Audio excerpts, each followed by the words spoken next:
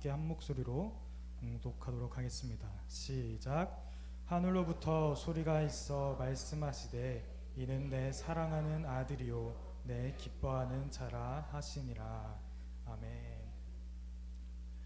네, 오늘 이 시간 하나님께서 우리에게 주신 말씀 마태복음 3장 17절까지의 말씀을 가지고 이는 내 사랑하는 자요라는 제목으로 함께 말씀을 보고자 합니다.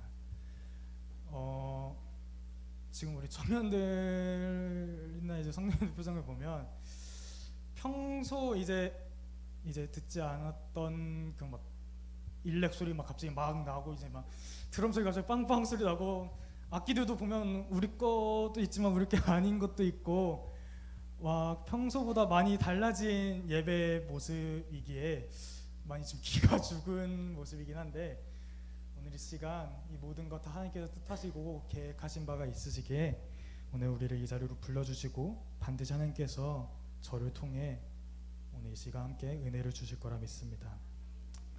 말씀을 전하기에 앞서 우리 찬양팀이 오늘 오후 2시부터 와서 이렇게 다 세팅을 하고 연습하고 막 몇 주 전부터 계속 저랑 연락하면서 콘티는 어떤 거 하면 좋냐, 우리 성도님들 뭐 청년들 분위기는 어떻냐, 또 어떤 주제 말씀으로 전하냐, 막 저랑 계속해서 연락을 하면서 정말로 열심히 준비하고 열심히 연습하고 오늘도 이렇게 와서 보시면 완전히 달라진 모습 보시겠지만 정말로 열심히 준비한 찬양팀입니다. 우리 이렇게 먼 길까지 이 늦은 시간에 와서 함께 섬겨주는데 우리 먼저 말씀 전하기 앞서 우리 섬기러 온 우리 찬양팀 향해 감사의 박수로 우리 화답하시면 좋겠습니다. 네, 감사합니다. 말씀을 전하기에 앞서 성도님들께 양해를 구하고자 합니다. 원래 우리는 금요일날 심야 기도회를 저녁 9시에 진행을 하고 있습니다. 그러나 오늘은 여호수아 청년부 겨울수련회로 들어지는 저녁 집회이기에 조금 시간을 앞당기기도 했고 또 저의 단어 선택이나 기도의 초점이 주로 청년들을 초점으로 많이 맞춰왔습니다. 그러다 보니까 물론 말씀에는 남녀노소 나이와 상관이 없지만 혹여나 제가 지칭하는 대상이나 또는 제가 말하는 그 모든 단어들이 청년들이 너무 주가 되었다 해서 저한테 너무 서운해하지 마시고 오늘 이 시간에 함께 우리 청년들을 위해서 기도하고 또 함께 예배하며 함께 은혜가 넘치는 시간이 되었으면 합니다. 여호수아 청년부는 오늘과 내일 그리고 주일까지 마태복음 3장 17절의 말씀을 주제 말씀으로 삼고 이는 내 사랑하는 자요라는 주제로 겨울 수련회를 진행합니다. 그리고 지난 한 달간 우리 청년들은 저와 함께 사랑받는 자에 대해서 말씀을 듣고 왔습니다. 물론 저는 우리 청년들을 믿기 때문에 우리 청년들이 지난 한 달 동안 제가 어떠한 주제를 가지고 어떠한 말씀을 가지고 어떠한 내용을 전달했을지 다 기억하고 있을 거라 저는 믿습니다. 우리 청년들을 믿기 때문에 다 알고 있을 거라고 생각되지만 이제 우리 성도님들과도 함께 예배하시는 모든 분들이 이제 제가 앞에 어떤 말을 했는지 듣지 못하셨기 때문에 처음부터 다시 말씀을 전하고자 합니다. 절대 우리 청년들이 까먹었을까봐 처음부터 시작하는 게 아닌 것을 이해해 주셨으면 합니다. 예전에 이제 소개팅을 하거나 사람을 만날 때 항상 빠지지 않는 말들이 있습니다. 사람을 새로 만나거나 아니면 소개팅할 때 절대 빠지지 않는 게 자기소개죠. 자기가 어디에서 왔는지 또 어디 사는지 무슨 일을 하는지 자기의 직업은 무엇이고 자기가 지금까지 어떠한 삶을 살아왔고 어떠한 생각을 갖고 있는지에 대해서 이런 자기소개를 길게 소개를 해왔다고 합니다. 근데 요즘은 한 단어로 자기소개가 가능합니다. 바로 MBTI라는 시험입니다. 이것이 절대로 자기소개를 할 때 빠질 수가 없습니다. MBTI를 모르는 분들이 계실 것 같아서 잠깐 설명을 드리자면 성격 유형 검사로 내가 어떠한 사람인지에 대해 검사를 하는 것입니다. 그래서 E는 외향형, I는 내향형, S는 감각형, N은 직관형, 그리고 T는 사고형, F는 감정형, J는 판단형, P는 인식형을 뜻합니다. 저도 이 검사를 했는데 요즘 바뀐 것 같긴 하지만 가장 많이 나온 결과가 ESFJ라는 단어입니다. 우리 청년들 아마 제가 ESFJ라고 하면 전도사님 어떤 사람이구나, 어떤 성격을 가지고 있고 어떠한 생각을 갖고 있구나라는 걸 알 텐데 이렇게 한 단어 8가지의 영어 단어들을 통해 내가 어떠한 사람인지 알 수 있고, 요즘 나 자신을 소개할 때는 앞에 그렇게 길게 이야기하기보다 이 MBTI 하나로 소개를 할 수 있다고 합니다. 즉 나에 대해서 이제는 간단하고 빠르게 상대방에게 소개를 할 수 있는 것이 되었습니다. 그리고 그 소개를 하게 된다면 내가 어떤 사람인지, 저 사람은 어떤 사람이구나 라는 것도 빠르게 소개를 할 수 있고 이해할 수 있게 되었습니다. 근데 이 MBTI는 세상 속에서의 나에 대해 소개하는 한 단어라면 하나님 안에서 살아갈 때 나에 대해 소개하는 단어가 따로 있습니다. 그것은 바로 사랑받는 자입니다. 근데 그냥 사랑받는 자가 아니라 하나님의 사랑받는 자입니다. 앞서 말한 내가 원하는 MBTI대로 살아가고 싶다라는 사람들이 있습니다. 자신의 검사 결과에 따라 내가 이런 사람이라고 막 생각을 하고, 또 어떻게 보면 I인 내향형인 결과가 나왔는데 나는 E인데, 나는 내향적이지 않고 외향적인데 왜 내가 I가 나왔지? 하면서 나는 E이고 싶어 하면서 막 외향적으로 살고 사는 사람들도 있고, 또는 나는 감정적인 사람이야 이러면서 T라는 그런 결과를 받아들이지 못하고 감정형인 F를 원하는 그러한 사람들이 있습니다. 이것처럼 내가 어떠한 사람이 되고 싶은가에 따라 MBTI를 바꾸기 위해 노력하며 살아가는 사람들이 있습니다. 그래서 어떤 때는 MBTI가 우리의 정체성이 될 때도 있습니다. 근데 우리는 우리의 정체성을 바꿀 수가 없습니다. 왜냐? 우리는 하나님 안에서 삶을 살아가면서 하나님의 사랑받는 자라는 정체성이 이미 정해졌기 때문에 나는 하나님의 사랑받는 자 되고 싶지 않아요. 나는 세상에서 사랑받는 사람이 되고 싶어요. 나는 가족한테 사랑받는 사람이 되고 싶어요. 라는 이런 정체성으로 바꿀 수가 없고, 우리는 그냥 하나님의 사랑받는 자라는 정체성이 우리에게 이미 확정되었고 그것을 가지고 살아가야 합니다. 그래서 여러분은 혹시 하나님의 사랑받는 자임을 여러분 믿으십니까? 이 하나님의 사랑받는 자라는 것을 믿는다에는 당당하게 아멘이라고 하셨는데, 그렇다면 여러분은 사랑받는 자처럼 살아가고 계십니까? 왜 이거는 아멘이 안 나오죠? 분명 여러분 하나님의 사랑받는 자임을 믿으십니까? 그럼 여러분 하나님의 사랑받는 자처럼 살아가고 계십니까? 누구인지 모르겠는데 그러면 아주 좋은 삶을 살아가고 있는 거죠. 내가 사랑받는 자임을 알기만 하고 거기서 끝내는 것이 아니라 우리는 반드시 사랑받는 자처럼 살아가야 합니다. 헨리 나우엔이라는 신부님이 계십니다. 돌아가셨는데 하버드 대학교 강사와 예일 대학교 교수로도 계셨는데, 그분이 사랑받는 자가 되어가는 것에 대해 이렇게 정의를 내리셨습니다. 사랑받는 자가 되어가는 것은 우리가 생각하고 말하고 행동하는 모든 것에서 사랑받는 자가 되었다는 그 진리를 구현하는 것이다. 사랑받는 자가 되어가는 것은 우리의 생각과 말과 행동 모든 면에서 사랑받는 자라는 사실이 드러나야 한다는 것입니다. 이게 정확하게 더 무슨 말이냐면, 제가 연애를 하고 있습니다. 만나는 사람이 있고 이제 연애를 하고 있는데, 만약 여기서 연애를 아직 안 하고 있는 청년이 있다면 저를 보고 자신감을 얻으시면 될 것 같습니다. 저도 연애를 하는데 우리 청년들이 연애를 못할 리는 없기 때문에 여러분도 반드시 연애를 할 수 있다고 생각합니다. 어제 제가 만나고 있는 사람이 있고 저희 연애 스토리를 들으면 정말 재미있지만 이 자리에서 이야기할 수는 없고, 이제 저처럼 연애를 하고 있는 사람들을 보면 서로가 서로에게 표현을 하잖아요.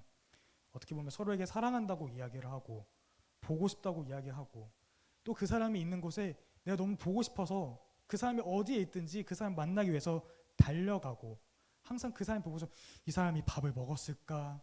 이 사람이 잠은 잘 잤을까? 이 사람이 출근은 잘했을까? 이 사람이 지금 뭐 하고 있을까? 하면서 계속해서 내 머릿속에서 생각나는 그 모든 모습들을 보면 누가 봐도 저 사람들 연애하고 있구나, 연인 사이구나 라는 것을 알 수 있잖아요. 이것처럼 우리는 우리의 모든 생각과 모습과 말과 그 모든 면에서 사랑받는 자의 모습이 드러나야 한다라는 것이에요. 근데 그냥 사랑받는 자의 모습, 사랑받으면 끝나는 거 아니에요? 라고 하는 게 아니라 어떤 모습이 내가 사랑받는 자가 되어 갈 수 있는지, 또 어떠한 모습을 갖고 살아가야 내가 정말로 앞으로 삶을 살아가면서 사랑받는 자로 살아갈 수 있는지에 대해 우리는 알아가야 합니다. 그래서 오늘 이 시간 저와 함께 하나씩 알아보고자 합니다. 첫 번째는 우리는 선택받은 자라는 사실을 기억해야 합니다. 우리 청년들 이 주제 기억하고 있죠? 그렇죠? 기억하고 있죠? 누구에게로부터 선택을 받았느냐? 세상이 아닌 우리는 하나님으로부터 선택받은 자입니다. 저와 함께 잘 생각해 볼까요? 선택이라는 것을 생각해 보자면, 혹시 나는 오늘 아침에 일어나서 지금 바로 씻어야겠다 하고 일어나서 씻으신 분, 아니면 침대에 좀 더 누워서 지금 씻을까? 아니면 좀 이따 씻을까? 하면서 고민하다가 그냥 언제 씻어야겠다 하고 선택하신 분. 자유님 감사합니다. 그러면 또 하나가 있습니다. 내가 오늘 점심을 김치찌개를 먹을까 된장찌개를 먹을까 고민하는 것도 있고, 또 내가 오늘 나오면서 이 옷을 입을까 저 옷을 입을까, 화장은 이렇게 할까 저렇게 할까, 신발은 이거 신을까 저거 신을까 하면서 모든 우리가 정하는 것이 선택이 됩니다. 저도 오늘 이 집에서 나오면서 오늘 주일에 평소 입었던 대로 그 주일날 입는 정장 입어야 되나, 아니면 블랙 앤 화이트로 가야 되나, 아니면 캐주얼하게 갈까, 신발은 이거 신어야 될까, 저거 신어야 될까, 머리는 어떻게 해야 되지, 막 그러면서 저도 여러 가지 선택지를 두고 선택해온 것처럼 우리의 삶에는 선택이라는 것이 절대로 뗄 수가 없는 단어입니다. 근데 잘 생각해보면 세상에서의 선택은 하나를 선택하면 다른 하나는 배제되고 선택받지 못하는 제외되는 것이 됩니다. 내가 하나를 선택하면 이것은 선택을 받았지만, 세상에서 말하는 선택은 얘를 선택하면 얘를 선택했지만 얘는 그러면 떨어지게 되는 거예요. 선택지는 2가지가 있든 3가지가 있든 4가지가 있든 한 가지밖에 선택을 할 수가 없는 것이 세상에서의 선택입니다. 근데 하나님에서의 선택이 다릅니다. 세상에서는 더 나은 것이 선택되고 어떤 순간에는 내가 선택하는 사람이 될 때도 있지만, 다른 때는 내가 선택을 받아야 하는 순간이 올 때도 있잖아요. 특히 회사 면접이나 이제 알바 면접을 볼 때 내가 그들이 원하는, 나를 뽑는 그들이 원하는 조건에 적합하고 함께 지원을 한 사람들 중에서 내가 가장 뛰어나다면 그 사람이 그 회사에 선택될 확률이 가장 높죠. 하지만 내가 부족하거나 경쟁에서 졌다면 그들의 선택을 받지 못하고 저는 떨어진 사람이 됩니다. 그래서 회사 면접을 보신 분들은 아시겠지만 선택받은 사람에게는 축하합니다, 귀하는 기사의 최종 면접에서 합격하였습니다 라고 축하 문자가 오지만, 선택을 받지 못한 사람에게는 귀사에 지원해 주셔서 감사합니다, 귀하의 능력은 출중하였으나 하면서 항상 이게 위로인지 아닌지, 그러면 출중한데 왜 나를 뽑지도 않았고, 왜 내가 출중하면서 왜 뽑지를 않았을까 하면서 이런 물을 만한 결과를 보게 되죠.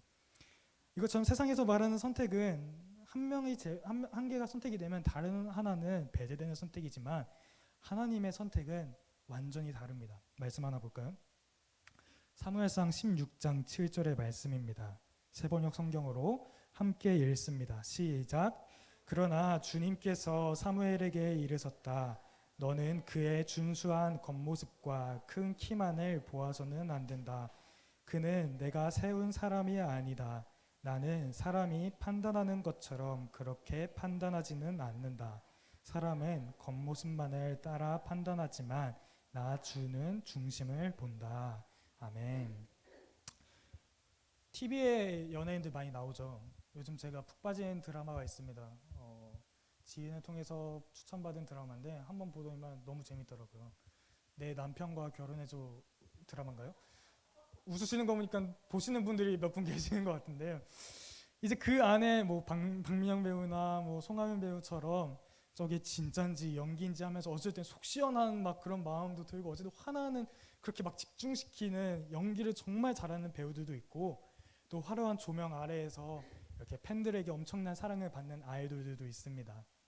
근데 그 사람들 보면 특징이, 물론 우리 모두 다 아름답고 예쁘지만 TV에서 보는 연예인들 보면 정말로 아름답고, 키도 저랑 비교될 수 없도록 엄청 크고, 비율도 좋고, 옷도 잘 입고 잘생기고, 몸도 좋고, 누가 봐도 저 사람 진짜 예쁘다, 저 사람 진짜 잘생겼다, 이런 반응이 나올 사람들이 많이 나오잖아요.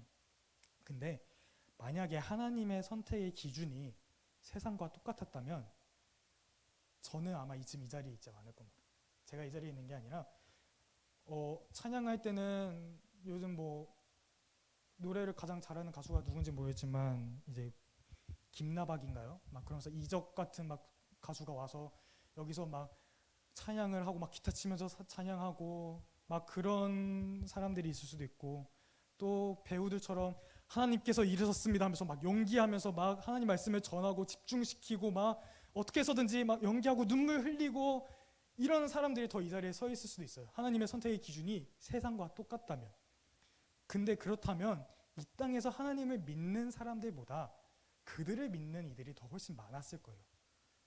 근데 하나님께서는요, 사람이 세운 기준으로 판단하고 세우시고 선택하시는 것이 아니라 하나님만의 기준으로 판단하고 세우시고 선택하신다는 겁니다.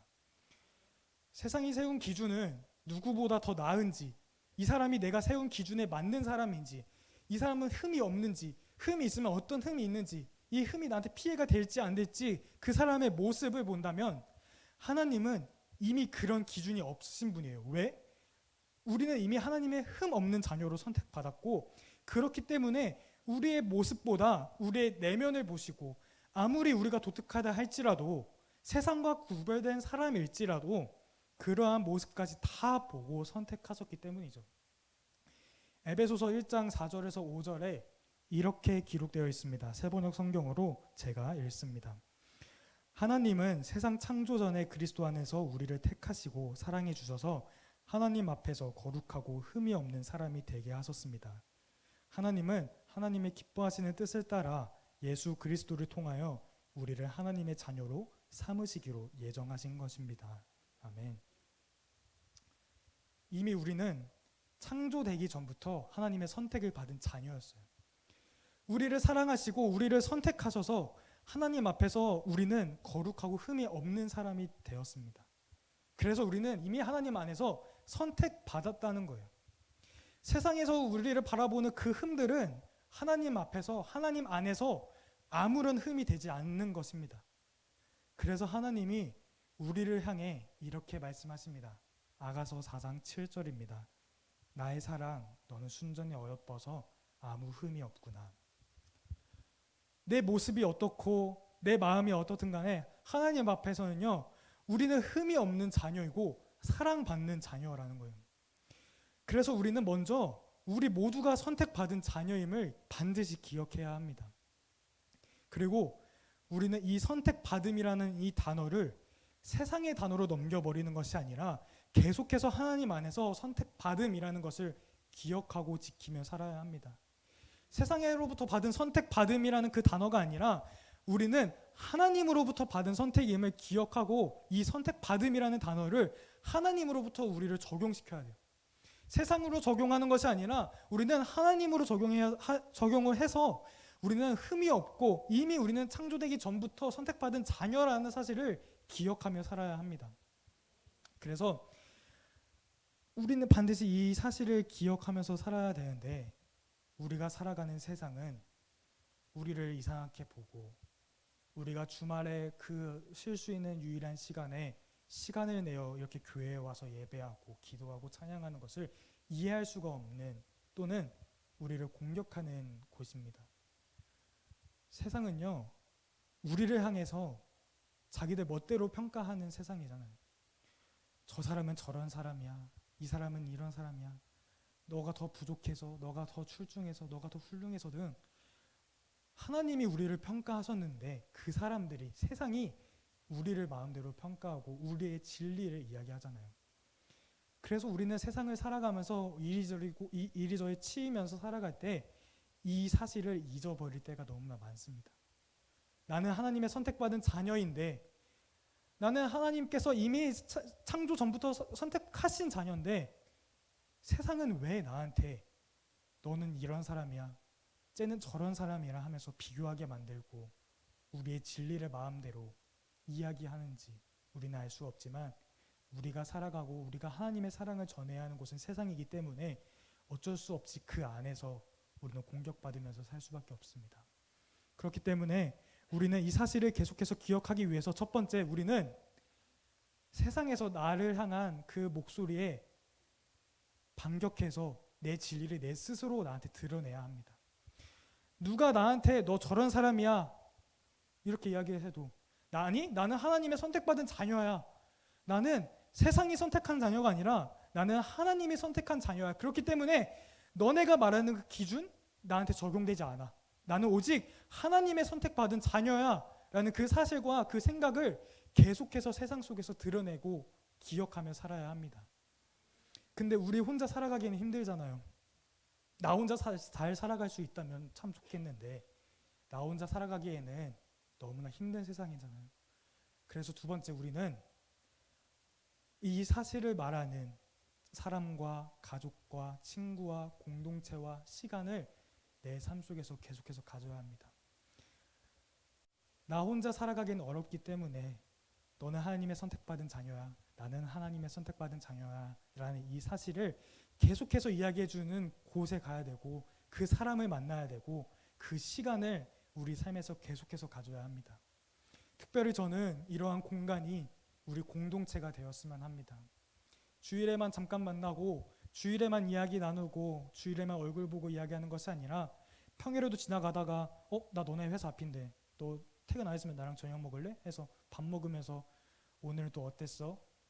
나 정말 그 부장님이 얼마나 날 욕하든지 막 내가 해온 그 PT 막 정말 이러면서 그래 힘들지. 근데 우리 하나님 안에서 살아가고 있잖아. 우리 하나님께서 선택받은 자녀잖아. 우리 함께 하나님 안에서 살아가야지 하면서 계속해서 평일에도 이야기를 나누고 시간을 보내고 또 어쩔 때는 생각나다가 너 혹시 기도 제목 없어? 라고 카톡해서 이야기도 물어보고 또 어쩔 때는 이 공동체 안에서 함께 보내면서 우리가 정말로 하나님의 선택받은 자녀구나 라는 그 사실을 이 공동체 안에서 함께 누리길 소망합니다. 물론 이게 귀찮을 수도 있어요. 평일에도 내가 시간을 내어서 교회 사람들 만나야 되고 내 친구들 만나기도 바빠 죽겠는데 내가 교회 사람들도 만나고 교회도 와야 되고 예배도 해야 되고 해야 돼? 라는 질문이 들 수 있어요. 근데 해야 돼요. 왜냐? 나 자신을 지켜주는 사람은 나뿐만이 아니라 함께 예배하고 함께 공동체 생활을 하는 우리이기 때문입니다. 서로가 서로를 지켜줘야 하고 서로가 서로를 보듬어줘야 하기 때문에 우리는 삶 속에서 계속해서 이 사실을 드러내고 듣고 삶을 살아가야 합니다.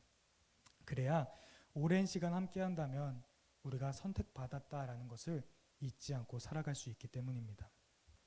이렇게 우리는 하나님의 선택받은 자임을 알게 되었습니다. 이 선택받았다는 것이 사랑받는 자의 기본이 됩니다. 누군가를 사랑하기 위해서 내가 그 사람을 선택하거나 조금이나마 마음이 있어야지 가능한 것처럼 우리는 선택을 받았기에 사랑받고 있다는 사실을 알고 있습니다. 근데 여기까지 좋아요. 내가 선택받았다는 거 잘 알겠어요. 근데 내가 하나님의 선택을 받았고 하나님의 사랑을 받으며 살아가고 있다는 것도 너무나 잘 알겠어요. 근데 아직까지 그것에 확신이 없어요. 하나님께서 날 선택하셨다고 했는데 그럼 앞으로 내 인생 잘 살아가야 하는 거 아니에요? 남들 저 세상에서 살아가는 사람들 보면 돈도 많이 벌고 차도 몇 대씩 끌고 다니고 행복하게 살아가고 고통과 고난 없이 잘 살아가는 것 같은데 왜 나는 하나님의 선택을 받았음에도 불구하고 왜 내 인생 잘 풀리는 것 같지 않아요? 나도 잘 살아가야 되는 거 아니에요? 그래서 나 아직 하나님께서 날 선택하셨다고 했는데 나는 아직 잘 모르겠어요. 그 하나님의 선택 나는 잘 모르겠어요. 이해가 안 돼요. 라고 생각이 들 수가 있죠. 근데 하나님도 우리를 다 아시는 분이시기에 하나님은 선택하는 것에서 끝내시는 분이 아니십니다. 하나님은 우리에게 내가 널 선택했어. 너는 내가 사랑하는 자녀야. 너는 내가 선택한 자녀야 라고 끝나는 것이 아니라 내가 널 선택했기 때문에 그래서 내가 널 축복해 라고 말하시는 분이에요. 선택받은 자들은 선택받은 것에서 끝나는 것이 아니라 우리에게는 언제나 축복이라는 것이 필요합니다. 왜냐하면 축복은 내가 하나님의 사랑받는 자야 라는 이 말에 맞아 너 하나님의 사랑받는 자야 라고 인정을 해주는 것이기 때문입니다. 그래서 축복한다는 것은 우리가 할 수 있는 가장 최고의 중요한 인정입니다. 선택받았다고 해서 끝나는 것이 아니라 우리에게는 늘 그것을 인정해주는 축복이 필요합니다. 그래서 두 번째, 우리는 축복받은 자의 모습을 살아가야 합니다.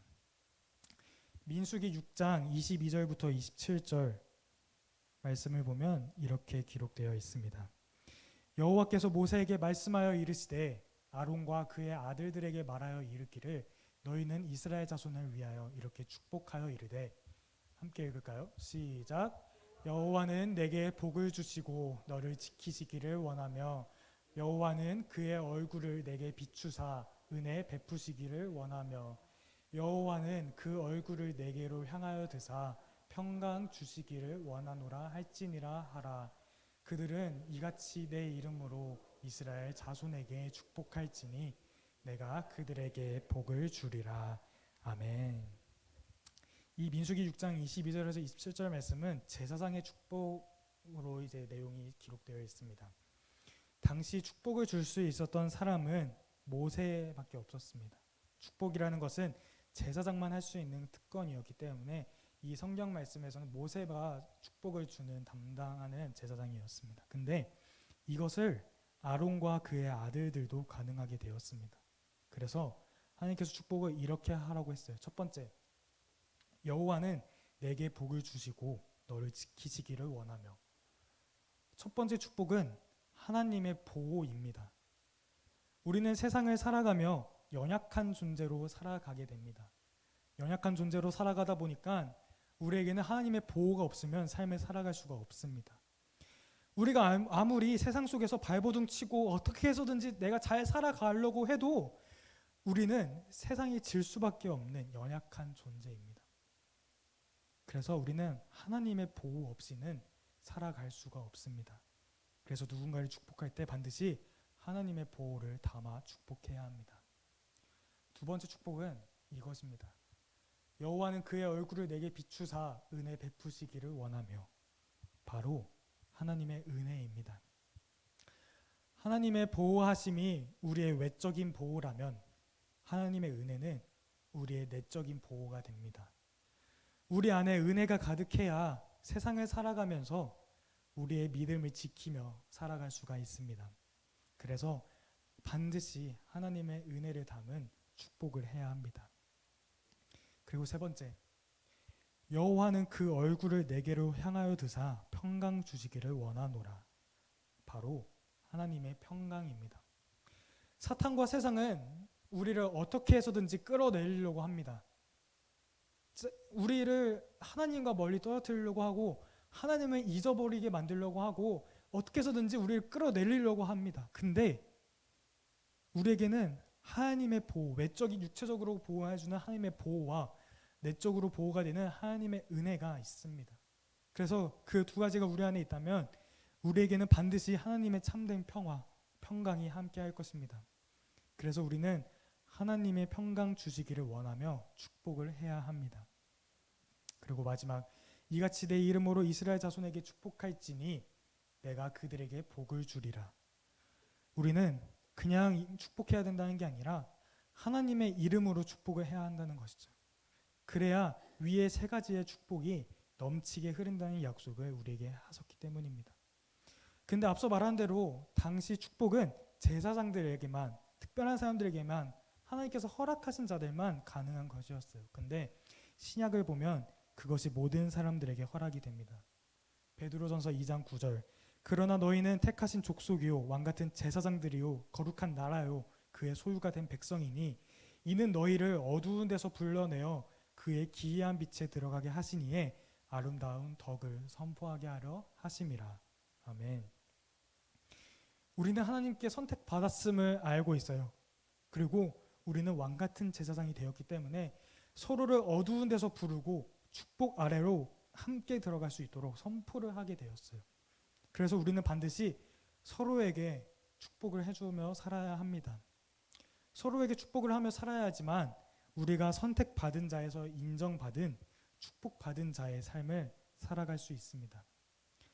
하지만 세상은 여전히 쉽지가 않죠. 오늘도 우리는 삶을 살아가면서 죄를 짓거나 또는 내가 하나님의 선택받은 자녀임을 잊고 잊어버리고 살아올 때가 있었을 겁니다. 그래서 우리에게는 축복받았다는 이 사실을 기억하기 위한 도구가 반드시 필요합니다. 그 도구는 바로 기도입니다. 기도만이 내가 축복받았다는 사실을 기억하게 해줄 수 있습니다.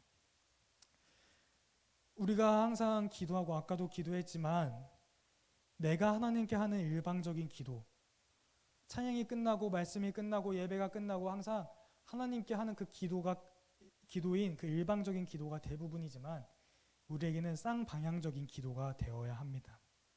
나 혼자만 하나님께 말하고 끝나는 것이 아니라 하나님의 작은 음성을 들으려고 노력하고 기도해야 합니다.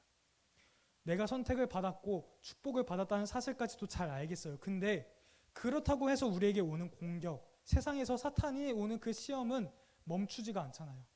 계속해서 우리가 죽을 때까지 사탄은 계속해서 우리를 시험하러 들 거고 세상은 계속해서 우리를 끌어내리려고 할 거예요. 그 공격들은 멈추지 않습니다. 우리에게는 세상 속에서 들러오는 그들이 마음대로 평가하는 나에 대한 이야기들이 계속해서 찾아올 것입니다. 그래서 우리는 계속해서 기도하고 어려움에 둘러싸일 때마다 사랑의 음성, 기도를 통해 우리는 축복의 음성에 귀를 기울여야 합니다. 기도를 하면서 나의 존재에 대해 의문을 제기하는 그런 소리들을 잠시 끄고 나를 축복해 주는 목소리를 들어야 합니다. 하지만 세상에서 침묵으로 들어가는 것, 그 어느 것보다 가장 어렵다고 생각이 됩니다. 이제 좀 이따가 우리가 기도를 할 때 찬양 소리가 들리고 옆 사람의 기도 소리가 잘 들리고 또 예배당은 어둡고 눈은 감고 있으니 조금씩 졸려서 잠이 들 수 있죠. 또 어쩔 때는 가끔 기도회 때나 집회 때 보면 이제 분명 함께 기도할 때 주여 하고 기도하지만 한 5분 지나면 옆에서 코 고는 소리가 들려요.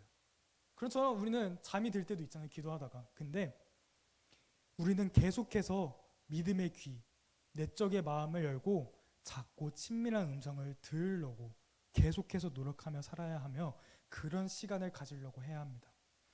하나님의 일하심은 그렇게 확! 놀랬죠? 이렇게 티가 나지가 않아요.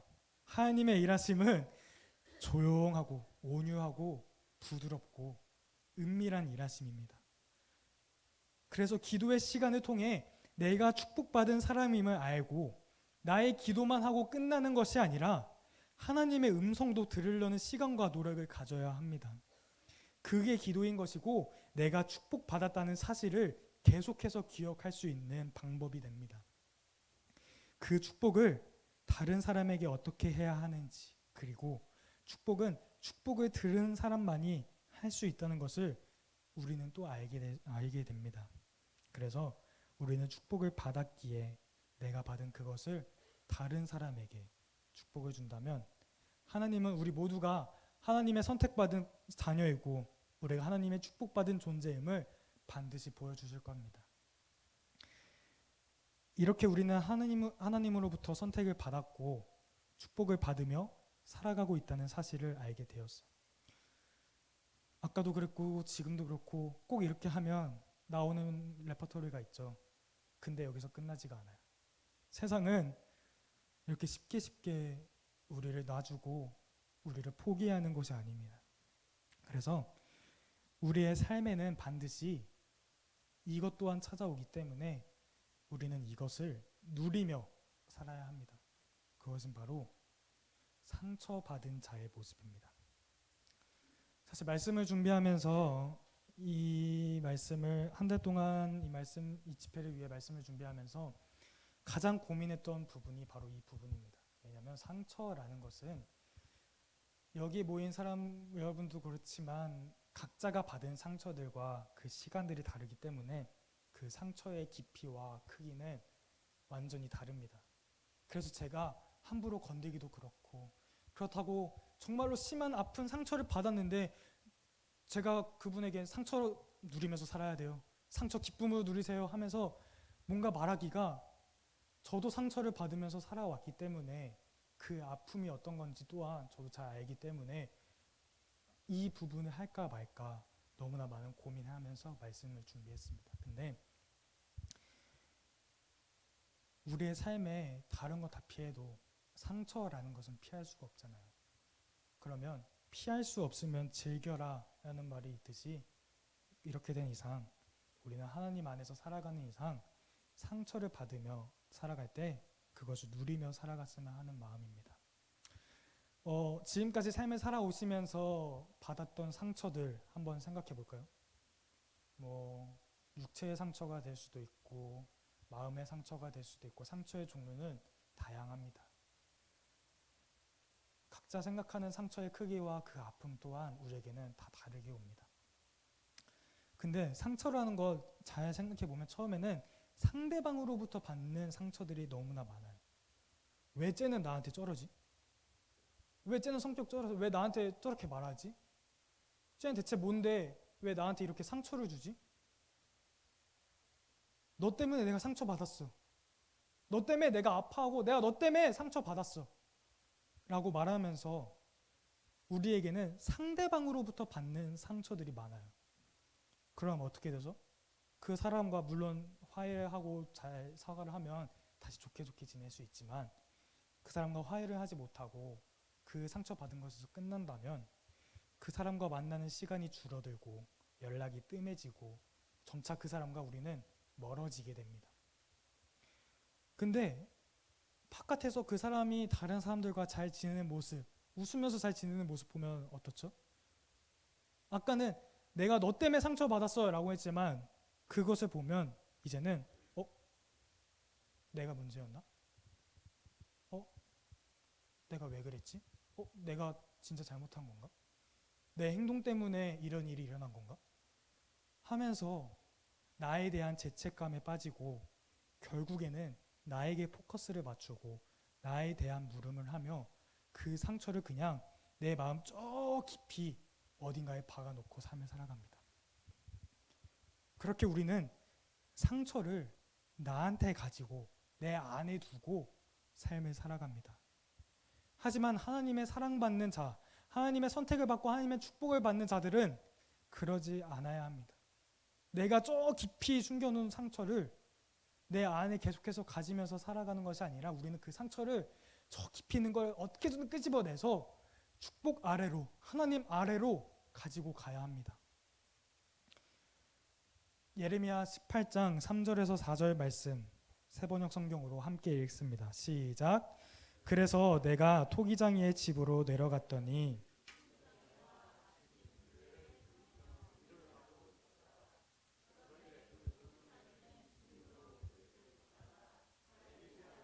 그 흙으로 다른 그릇을 빚었다. 아멘. 제가 인스타를 참 좋아합니다. SNS를 많이 해서 자랑하는 걸 좋아한다기보다는 세상에 알리고 싶어서 알리고 싶은 것도 하나의 자랑이겠네요.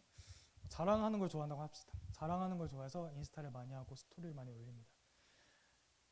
오늘 이 수련회 이 저녁 집회도 계속해서 낮부터 제 인스타 스토리에 계속해서 올렸습니다. 찬양팀이 와서 세팅하는 모습도 올리고 찬양팀이 연습하는 것도 5초짜리 영상 찍어서 우리 청년들한테도 보여주고 또 우리 기도 제목, 기도 카드도 인스타에 올려서 함께 아는 사람들이 함께 우리를 위해 기도해줬으면 하는 마음에 그것도 올리고 이 수련회를 위해서 또 올리고 하면서 많은 자랑했어요. 이런 것처럼 인스타를 많이도 좋아하는데 어느 한 식당에 명품 브랜드 접시로 나가는 카츠집, 돈가스집이 있다라고 해요. 저도 참 가고 싶은데 갈 일이 없어서 사진으로만 봤어요. 사진으로만 봤는데 사람들이 그것을 보고 엄청 좋아하고 많이들 찾아가더라고요. 근데 잘 생각해보면 우리는 접시를 먹으러 가는 게 아니라 돈가스를 먹으러 가잖아요. 혹시 나는 접시를 먹으러 가고 접시를 먹을 수 있다. 이분 없잖아요. 접시를 먹을 수 있는 사람 단 한 명도 없잖아요. 우리는 그 음식을 먹기 위해, 메인을 먹기 위해 가잖아요. 물론 근데 사람들은 그 그릇을 보고 찾아가요. 근데 물론 맛도 있으니까 얼마나 맛있길래 저도 한번 먹고 싶긴 한데 정말 맛있으니까 사람들이 먹으러 가는 것도 있겠죠. 근데 그렇게 소문이 나면 이제 옆에 있는 식당들도 우리도 그럼 접시 한번 예쁜 걸로 해볼까? 하면서 막 저기 루이 땡땡 뭐 이런 브랜드 하는데 그럼 우리 사땡 이런 걸로 할까? 아니면 뭐 우리는 더 비싼 거, 더 좋고 아름답고 예쁜 접시들을 할까? 막 이러면서 막 접시를 사거나, 아니면 플레이팅 이렇게 일자로 있는데 세로로 해볼까? 아니면 뭐 45도, 뭐 67도 각도 막 야채 이렇게 두고 한번 해볼까? 막 이러면서 플레이팅을 좀 더 세련되고 고급지게 해볼까 하면서 서로 소문나고 아름다우려고 그 아름다움에 초점을 맞추며 삶을 살아갑니다. 그럼 사람들은 어떻게 하죠? 그게 유명해지면 그것을 사진 찍으러 가고 그것도 세상에 자랑을 하죠.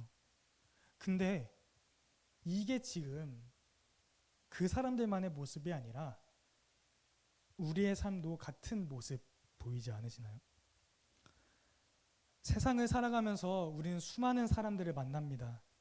오늘도 우리가 이렇게 만날 줄도 몰랐고, 또 제가 이렇게 이곳에 와서 이 자리에 서서 지금 이 시간에 말씀을 전할 줄도 몰랐는데, 하나님께서 대체 무슨 생각이 있으시기에 저를 부임한 지 이제 2개월, 3개월밖에 되지 않았는데 이렇게 이 큰 자리에 세워주시나, 정말 어떤 생각이 있으신지 모르겠지만 많은 사람들 만나게 하시고 또 우리는 많은 사람들 만나면서 살아가죠. 그리고 상대방을 보면 자기가 더 돋보이려고 하고 또 어떻게 해서든지 옆 사람을 끌어내리려고 하고 진담 같은 농담이라고 말하면서 상처를 주며 살아갑니다. 그럼 그 상처를 받은 사람은 어떻게 하죠? 나한테 또 문제가 있나? 왜 저 사람 나한테 저러지? 내가 어디가 못나나? 이러면서 나를 보고 어떻게 해서든지 그 사람이 지적한 그 모습 또는 내가 받은 상처들 다시는 안 받으려고 막 나으려고 해요. 카츠집들이 명품 브랜드 옷을 명품 접시를 사는 것처럼 내 모습이 어디가 못나나? 그러면 또 거울 보면서 화장 수정하고 옷? 이거 더럽나? 그러면 또 바꿔 입고 또 옷 사고 우리는 메인을 봐야 하는데 우리의 겉모습만 보고 삶을 살아가죠. 근데 이러다가 이 상처들을 해결하려고 하지 않고 계속 마음에 두고 쌓이다 보면 결국에는 터집니다. 하나님, 왜 나를 이렇게 만드셨어요? 이왕 만들 거 잘 만들어 주시지. 전지전능하신 분이라 해놓고 왜 나를 이렇게 만들고 이렇게 삶을 살아가게 해서 내가 왜 저 사람들의 상처에 아파하고 왜 내가 저 사람들의 상처에 눈물 흘려야 하고 이 상처를 내가 왜 계속 가지고 살아야 돼요? 왜 나 이렇게 만들었어요? 라면서 하나님께 불평을 표현합니다. 민수기 21장 5절에 이렇게 우리랑 똑같이 불평을 표현한 사람들이 있습니다. 그래서 백성들은 하나님과 모세를 원망하였다. 어찌하여 우리를 이집트에서 데리고 나왔습니까? 이 광야에서 우리를 죽이려고 합니까? 먹을 것도 없습니다. 마실 것도 없습니다. 이 보잘것없는 음식은 이제 진저리가 납니다. 애굽 땅에서 종살이를 하며 삶을 살아가던 이스라엘 백성들을 하나님께서 구해 주셨어요. 근데 이들이 광야를 오랜 시간 걸어가다 보니 불평을 늘어뜨립니다. 하나님, 대체 왜 우리 이렇게 힘들게 해요? 그냥 하나님께서 약속하신 땅 쉽게 들어가게 하시면 되는데 왜 우리 이렇게 힘든 삶을 살게 하시는 거예요? 이 먹을 거 그냥 종살이 하던 그 시대에 먹었던 게 더 훨씬 나아요. 이 만나와 메추라기 매일 먹는 것도 이제 진저리가 나요. 이러면서 불만을 표현합니다. 이런 모습처럼 우리의 모습, 우리가 받은 상처들만 보고 우리는 항상 나에 대해 물음을 꺼냅니다. 나는 왜? 내가 어디서 잘못됐나? 내가 잘못한 건가? 하면서 나에 대한 물음을 꺼냅니다. 근데 우리는 반드시 기억해야 할 게 있어요. 하나님은 너가 아니라 하나님은 내가 아니라 하나님은 묵상집을 보면 대부분 첫 시작은 이렇게 시작하는 경우가 많습니다. 당신은 어떤 사람입니까? 당신은 하나님을 만난 적이 있습니까? 라고 물으면서 당신은 지금까지 신앙생활을 하면서 하나님을 만난 경험이 있습니까? 당신은 교회를 잘 다닙니까? 막 이러면서 나에 대해 묻는 것으로 시작을 하는 경우들이 많습니다. 근데 여기서 알아야 할 것은 한 번도 묵상집에서 나에 대해 묻고 끝나는 경우는 없어요. 당신은 어떤 사람입니까? 하고 묻고 거기서 네, 묵상 끝났어요. 가세요. 이런 묵상집 단 한 개도 없어요. 모든 묵상집에서는 마지막에 보면 하나님은 이런 분이십니다. 그래서 하나님은 이러십니다. 그래서 하나님의 뜻은 이렇게 계획하시고 우리에게 알려주십니다. 하나님은 이런 분이십니다 하면서 하나님의 생각을 묻고 하나님과 교제하고 하나님의 뜻을 알아보는 것으로 끝나게 만들어요. 토기장이가 그릇을 만들다 깨진 그릇이 나왔는데 깨트리질 않습니다. 오히려 그 흙으로 다른 그릇을 빚거나 자기 의견에 좋은 대로 만들어요.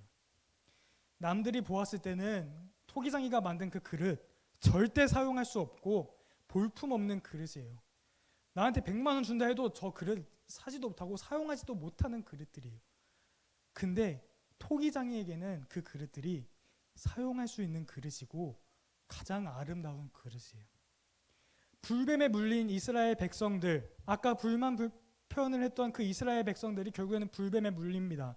그리고 그 불뱀에 물린 이스라엘 백성들이 결국에는 회개하고 노뱀을 바라보고 치유를 경험합니다.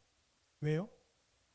자신의 시선을 자신들의 상처가 아니라 하나님께 포커스를 맞췄거든요. 그들은 내가 받은 상처, 물론 그들이 하나님 나한테 왜 그래요? 왜 이 광야 오래 시간 동안 걷게 해요? 해놓고 불뱀 물리자마자 하나님 죄송해요. 하나님 잘못했어요. 저 안 그럴게요. 이러진 않았을 거예요. 분명 불뱀에 또 물렸어. 대체 왜 하나님 나한테 이렇게 힘들게 해? 하다가 그 힘든 시간을 거쳐서 내가 아니라 하나님께 시선을 맞춰야 되는구나 하고 모세에게 달려가서 회개하고 기도하는 그러한 사람들이었을 거예요. 그것처럼 자신들의 시선을 상처가 아니라 하나님께 포커스를 맞추었던 사람들이에요. 요즘 세상은 MZ라고 하면서 자신들의 개성과 모습에 시선을 두게 만듭니다. 근데 하나님 안에서 살아가는 백성들의 포커스는 하나님께 맞추어야 합니다. 왜냐? 우리를 바라보시는 분은 하나님이시니까 말이죠.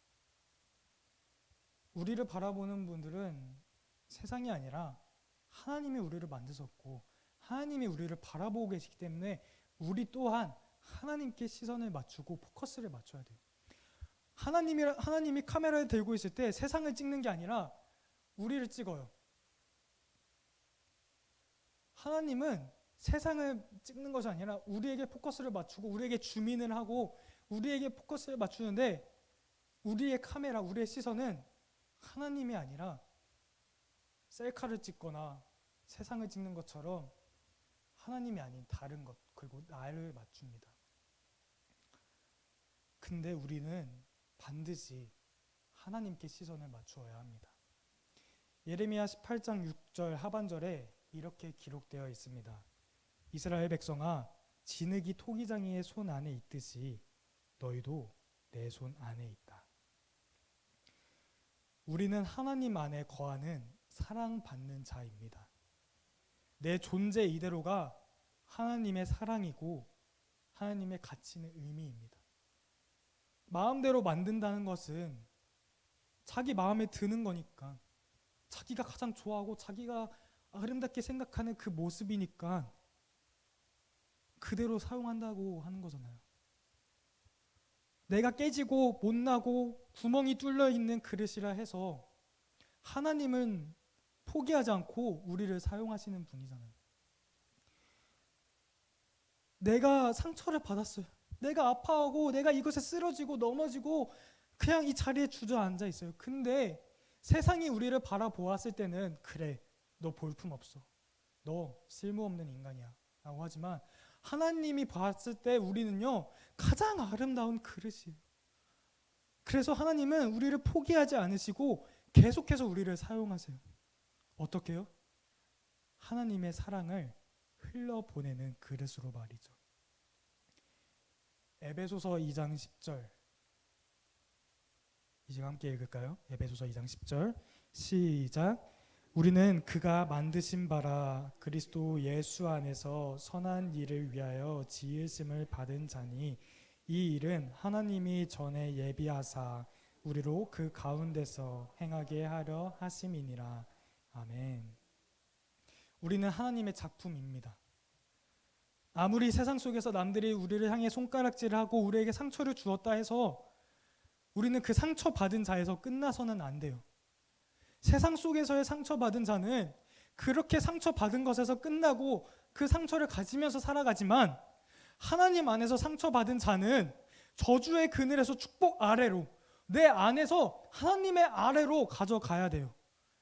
내 안에서가 아니라 하나님에게로 나의 상처를 가지고 가야 합니다. 내가 받은 상처를 계속해서 내 안에 가지고 있는 것이 아니라 축복 아래로 가지고 올 때 우리는 반드시 이런 사람이 될 수 있습니다. 바로 마지막, 흘러보내는 자가 될 수 있습니다. 사랑하는 여호수아 청년 여러분, 그리고 오늘 이 시간 함께 예배하는 모든 예배자 여러분, 우리 청년들이 항상 제가 말씀 주일날 설교를 하면 오늘 이 시간 중고등부 친구들도 함께 와 있는데, 제가 항상 설교가 끝날 때쯤이 되면 사랑하는 다니엘 중고등부 친구들, 사랑하는 여호수아 청년 여러분 이러면서 하면 여러분도 잘 보이지만 앞에서 보면 이제 설교 끝났구나 이런 표정이 보이는데, 지금도 몇몇 청년들 보인 것 같은데 맞아요. 거의 다 끝나가요. 짧죠? 제 설교 들은 분들은 그렇게 길지가 않아요. 거의 다 왔어요. 제가 아까 말씀을 시작할 때 사랑받는 자가 되어가는 것은 우리가 생각하고 말하고 행동하는 모든 것에서 사랑받는 자의 모습이 드러나는 것이라고 했습니다. 그리고 지금까지 우리는 이 사실을 듣고 어떻게 삶을 살아야 하는지에 대해서 들어왔어요. 첫째, 우리는 하나님의 선택받은 자입니다.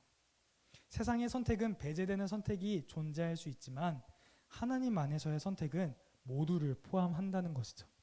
그래서 우리는 내가 선택받은 자라는 진리를 계속 말하는 공동체와 함께해야 하고, 이 사실을 세상 속에서 나한테 계속 드러내며 살아야 한다고 했어요. 그리고 둘째, 우리는 하나님의 축복받은 자입니다. 선택받은 것에서 끝나는 것이 아니라 우리에게는 내가 하나님의 사랑을 받고 선택을 받은 자라는 사실을 인정하며 살아야 한다고 했어요. 그래서 우리에게는 늘 축복이 필요하고, 우리를 향한 그 축복의 음성을 기도를 통해 들어야 하며, 그 기도를 통해 들은 축복의 음성을 서로를 축복하며 살아야 한다고 했습니다. 그리고 세 번째, 우리는 하나님 안에서 상처받은 자입니다.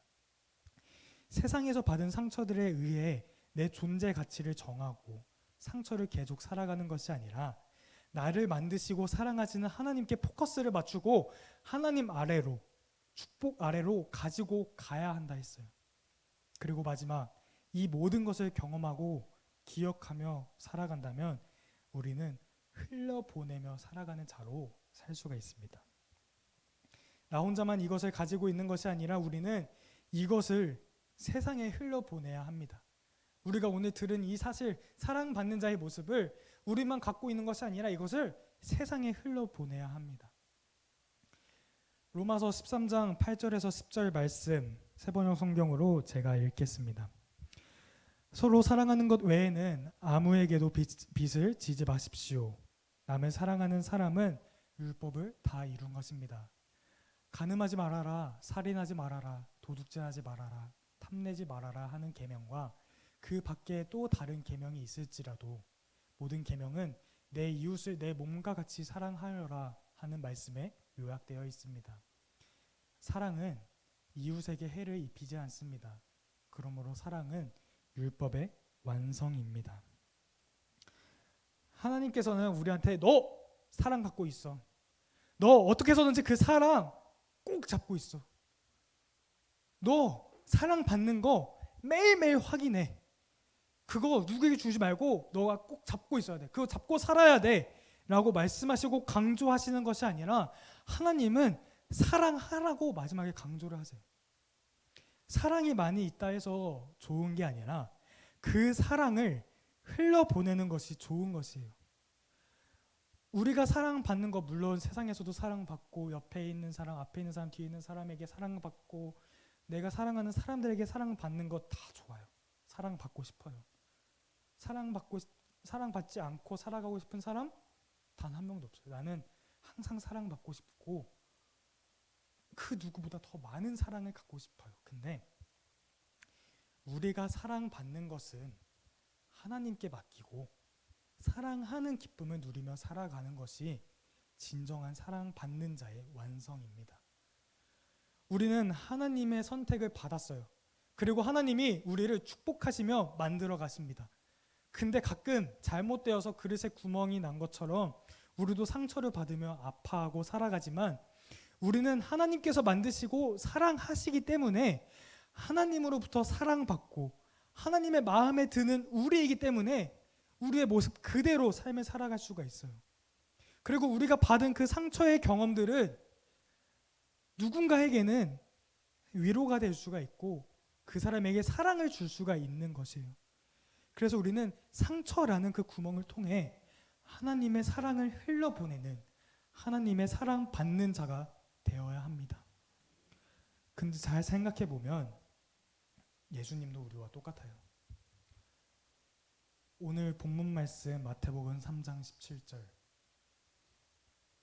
이는 내 사랑하는 자요 내 기뻐하는 자라. 이 말씀은 세례를 받으시던 예수님께 하나님께서 빛을 비추시고 말씀하신 말씀이죠. 예수님은요 하나님께 선택을 받았어요. 이는 내 사랑하는 아들이요 내 기뻐하는 자라.